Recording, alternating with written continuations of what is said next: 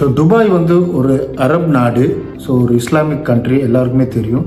So இங்கே வந்து சரக்கு அடிக்கலாமா, அதாவது ஆல்கஹால் யூஸ் பண்ணலாமா, லிக்கர் கன்சியூம் பண்ணலாமா அப்படின்னு கேட்டால் நான் என்ன விட சொன்னேன்னா கட்டாயம் முடியும்.